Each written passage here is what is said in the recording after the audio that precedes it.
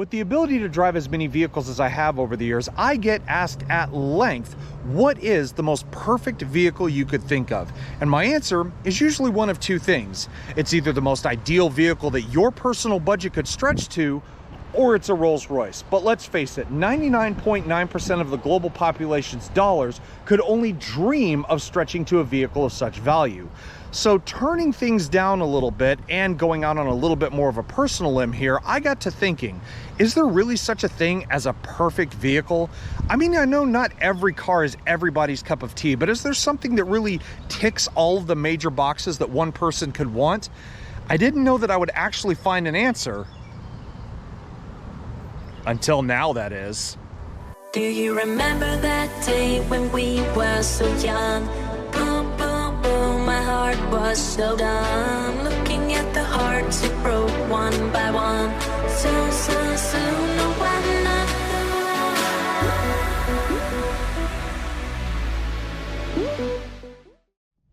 You gotta love it when you get such a wonderful car to drive, and almost every single day of the week that you have it in your care, Texas weather decides it wants to be completely and totally against you. But I'm not gonna let that dampen my spirits too much, because driving around in this 2024 Genesis GV70 for a straight week has been nothing short of just beautiful. I've absolutely loved every single moment I've spent driving this car, primarily to work, mind you, but still, knowing that a car like this exists and exists for a reason and comes from definitely one of the fastest rising luxury brands in the game, it is proving itself time and time again. And it's also worth noting that you feel like a rock star, even though one might not pay $100,000 or even $75,000 for something like this.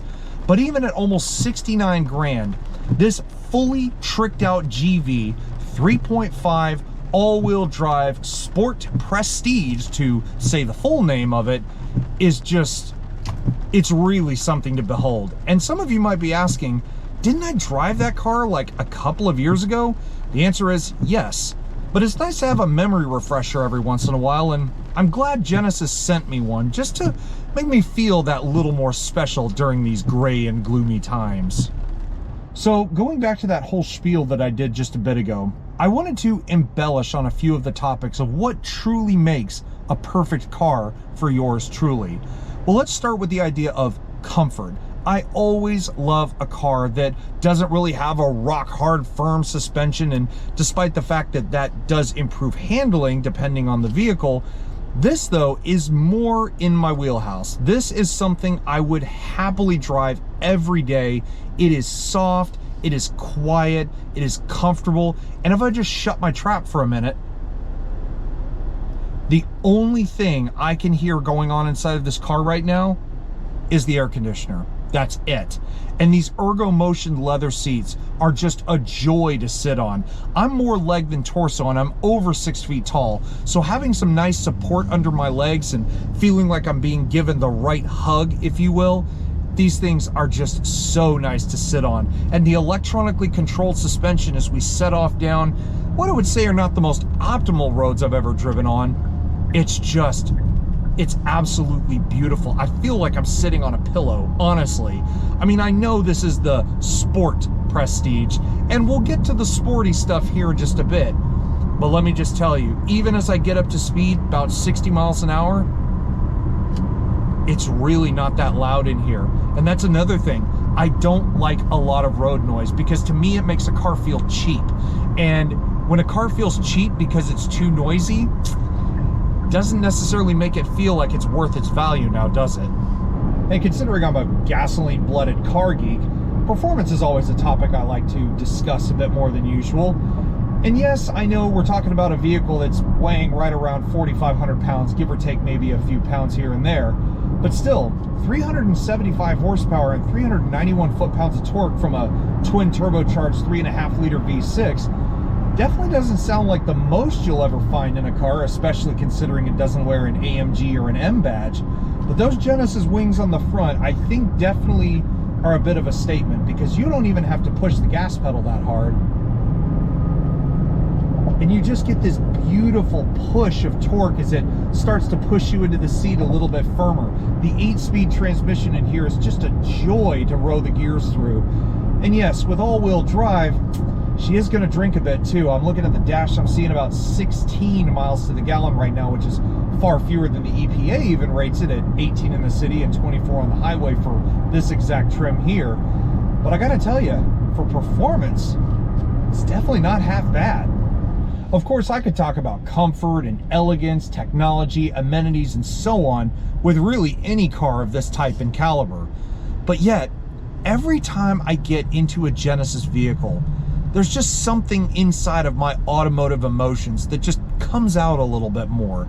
It makes me feel a little more special driving something that is a bit of an underdog, especially when you consider it goes up against a lot of those big European monikers, the big bad Benzes, the Bavarian Beamers, and even those from the land of the rising sun. But as I sit here, even just driving through traffic because of the nasty rainstorm we're having right now, I just feel just that much a little more special. I really do. And what's even greater is, again, knowing the value in the category in which this car sits. Yes, I know, a little under $70,000 sounds like a lot of money, especially to the average guy or gal. But when I sit here and I think of everything that Genesis gives you as a whole package, options included, it really is a hell of a bargain. And while I know a lot of you European lovers are still gonna say, there's no way I would ever get into a car like that. Well, you know, there is still one way that I think I could sway some of you. Now, while some might say that this little crossover has way more firepower under the hood than it has any business having in the first place, it goes without saying that not only is this car sculpted like a true Genesis product, it is proportioned so perfectly. It is just the right size for a compact to medium size crossover, but Genesis, in their typical wisdom, has done it in the most elegant fashion I can think of. And it goes even down to the color on my test car here, which is a $575 option for the Cardiff Green Metallic. And it doesn't come out too well on camera because it's a cloudy day right now, but in the sun, it's a beautiful, deep, foresty emerald green, and it accents every single inch of this car to the T. I mean, look at the headlights, the split level design, nice and curvaceous, full LED as you would expect, daytime running lights, high, low beams. You have the auto high beam assist all built in, and it's accented with what most would say is a little bit of an outlandish chrome grille. I personally was not a fan of it when I saw it at first, but now sitting here in this spec, I think it fits it very, very nicely. And you may not also be able to tell that aside from the chrome, there are some gloss black accents on this car running here along the bottom bumper. You can also see along the bottom, we have the optional park assist hidden along the front. That is part of a $6,500 Sport Advanced package. That's also replicated on the rear, also included with rear collision avoidance. And on that same note, you also get a 360 camera if you opt for the same package. But just staring at it at the front, I mean, it really is just a symbol of things to come. And when it comes to being proportionally perfect, this car, like I said, is dead on the money. It's 185.6 inches from nose to tail, but while that may be pretty much middle of the road, I would say, in comparison to a lot of other cars out there in this same category, again, the styling is just so elegant. It's almost artistic in a way. The long hood with this beautiful sloping low-end roof line that curves off very nicely into the rear end. You could see a little bit more of the detailing coming through with that crease that runs right along under the windows and kind of tapers off towards the taillights with a little bit of one over the rear haunches. But if you really want to talk about my favorite part from the side, it is what this car sits on. Again, part of the Sport Advanced package, this car gets 21-inch dark gray finished wheels. Now, I had these on the first GV70 that I drove a couple years ago, and I still love them to this day. It is the absolute prime choice of wheel for a car like this. The only thing I will say is I pray these wheels don't get anywhere near curbs, because you ruin that nice checkered face design on this 5-spoke look, you really are going to be paying out the wazoo to get that fixed. But if you also want some good rubber, this car also comes with that with 255/40 series Michelin tires. And even though this car's price tag sits far from the coveted $100,000 range that most people would probably expect to pay for a car as elegant and feature-laden as this, well, sometimes I think Genesis is just showing off the fact that they can offer you as much as they do without reaching into that six-figure range. For example, having your car greet you. I have the key fob here in my hand, which has more buttons than, well, just about anything I've held in my hand so far. And as you walk up to the car, it automatically pops the mirrors out for you as if to say hello in a way. Now, not only, as you can see, are they power folding, but again, they have the cameras underneath. And to add a little bit of glamour to your entry, they also project the Genesis logo down in front of the door when opening the car at night. Now, of course, you can use all the buttons on the key fob, like the typical ones: lock, unlock, power tailgate, panic, even the factory remote start system, or even the ability to turn on the lights should you need to find your car in a dark place. But again, thanks to that Sport Advanced package, when you're paying as much money as you are for that, this car, in a typical fashion, can also park itself.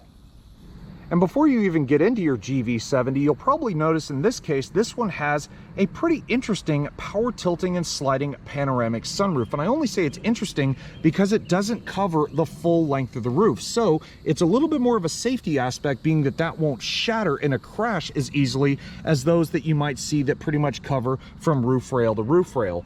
But assuming you do want to get inside your car, you can either use the buttons on the remote, like I said, or just grab the handle. And then if you want to lock it at the end, just lay your finger on the little indented portion. And amongst all the glitz and glamour, I think some of you might be surprised to find that I don't actually like the look of this car as much from the rear as much as pretty much every other element of it. Now, I'm not saying this car has an ugly posterior, but it just doesn't grab my attention as much as, like I said, other parts of the car. Now, you lean in, you do see some pretty typical styling elements from Genesis. You can see the split level LED taillights, turn signals, all that stuff. You actually have a tiny little spoiler on the top, which includes a full length LED light bar in it as well.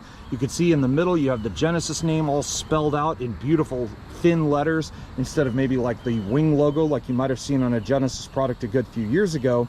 And then you get to the distinguishing part on at least the 3.5 models, which is the twin exhaust here at the back.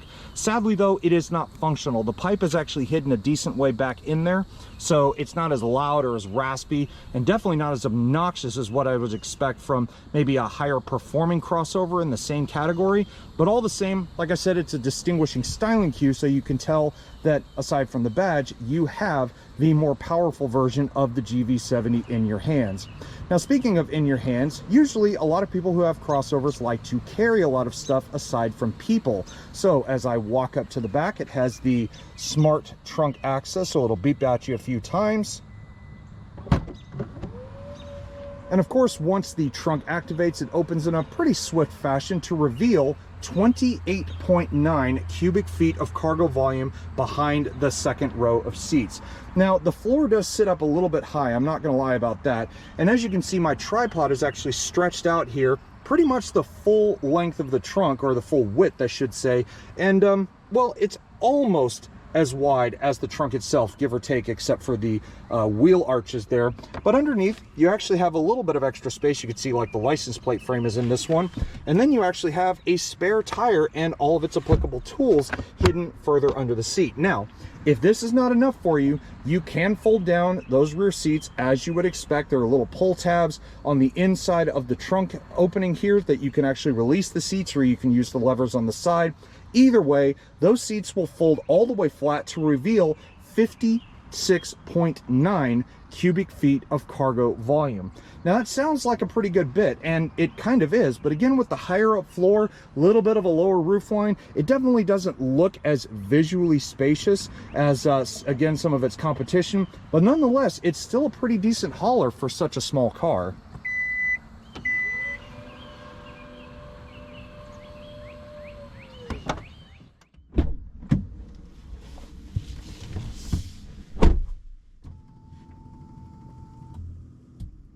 Now, while talking about a vehicle's styling may create quite the objective-based topic, I will still say getting into pretty much every Genesis car's interior that I've ever been in reminds me yet again that Genesis knows that beauty is not just skin deep here. I mean, stepping into this example with the vanilla beige color accented with the nice dark leather across the top, it's absolutely gorgeous. But the experience has been dampened slightly because, well, there's $9,600 worth of options on this car, and the majority of those come into play here in the cabin. You want things like these quilted Napa leather-lined seats, which are heated, cooled, the driver's seat will massage you, and of course you can adjust them an infinite number of ways. Yeah, unfortunately that's optional. You want smaller stuff like the carbon trim here on the doors and the center console? That's an extra, unfortunately, as well. Or maybe you just want to go ballistic and get the 12.3-inch three-dimensional digital gauge cluster. Yeah, you guess where that falls as well. But what I love, aside from the pricing of the options, or maybe not so love in that case, is just how much Genesis has balanced elements of sportiness with elegance in every single detail. The steering wheel, for example, it feels very familiar for one. It's the same thing I think I saw in the G70, but at the same time, it's got thick, chunky grips up top. The leather is soft and supple, perforated on the sides. The buttons are exactly what I want with the highway driving assist, Bluetooth, multimedia functions, and so on. But then again, the sporty element comes in with the paddle shifters on the back. Now, I don't feel like I need to give this car the beans everywhere or drive it like I'm driving a racetrack somewhere, but it's nice to know that those are there just when the occasion comes about. Now, if for some reason you're thinking all hope is lost just because there's almost $10,000 worth of options in here, fear not, especially if you're a bit of a tech head, because this has a 14.5-inch infotainment display as standard on the majority of GV70 models. What's interesting about it, though, is not only is it touchscreen, so you kind of have to reach a good bit in order to access a lot of the features, but it almost looks like someone took a max-size iPad, cut a slot in the dash, and buried half of it into the dashboard internals. It's a little bit interesting, but it has a zillion different tabs to go through, including your standard, navigation, Bluetooth, Android Auto, Apple CarPlay, Genesis Go connected services, all of that stuff, and then some. But I also enjoy the 360 camera that you get on this. I mentioned it on the outside, but the display not only allows you to access the different cameras, but it gives you a three-dimensional model of the car to view all four cameras through, and it just provides a little bit more of an aesthetic appeal. What provides a little bit more of a audible appeal to me, though, is the 16-speaker Lexicon premium audio system. Surprise, surprise, it is an optional extra as well compared to the 9-speaker system that you get as standard, but all the same, it's crisp, it's clear, and, well, let me just show you what I mean.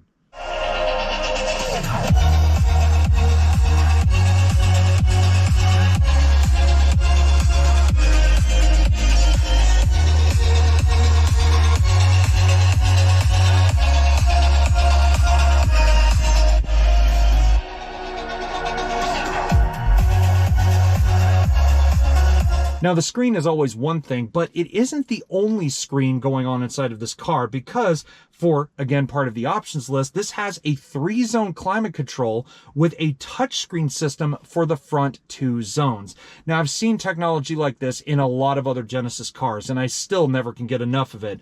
But in this, it's still a little bit odd because while you have the physical knobs for, your temperature, the physical buttons for other ancillaries within the system, things like where you want the air to go, using the heated and cooled seats, little stuff like that, it can be a little bit complicated, or at least just unnecessary, if you will. And then you get to that ubiquitous little rotary dial shifter, which I was actually complaining about in the last car, but in this, I think I've gotten a little more used to it because, well, I've been in other cars that have the exact same thing, and, well, I guess it's just you don't know it until you try it, right?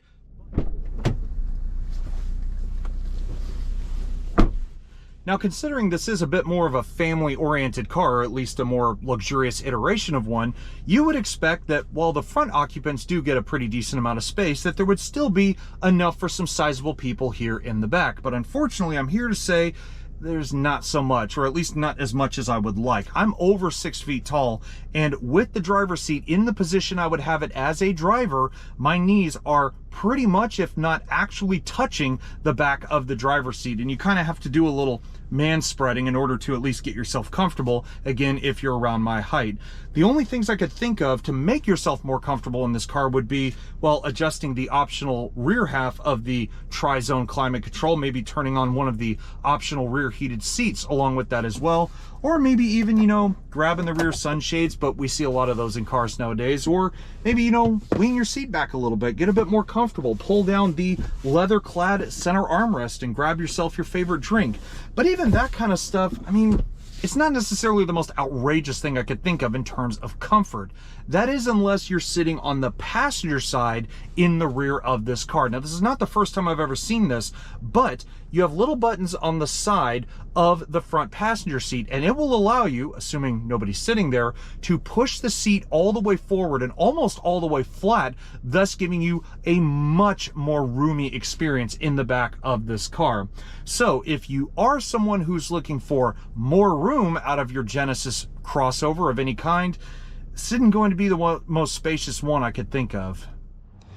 Alas, the unpredictable Texas weather has signaled the conclusion of our review and drive of the 2024 Genesis GV70. And considering it's been a couple years since I've driven one of these, I am reminded once again why I love this car so much. Yes, I know it's not technically the perfect vehicle for anyone, let alone for myself, because I could never dream of affording something like this, but it does prove that cars like this are here for a reason. And I'm not just saying that because it looks pretty or because it's got as much power as it does or whatever. This is a car I genuinely like. This spec or otherwise, I genuinely like it. But if you guys like what you've seen thus far, or perhaps you've learned something about the GV70 today, give this video a thumbs up, and also while you're at it, hit the subscribe button down below, because trust me, stuff like this does not present itself very often, and it would never have been possible, not only without partnerships like Genesis North America, but without subscribers and viewers like yourselves, we would never have made this dream come true so far. But in the end of it, guys, I hope you've enjoyed the review. I will see you all in the next one. Take care, everybody, and stay safe.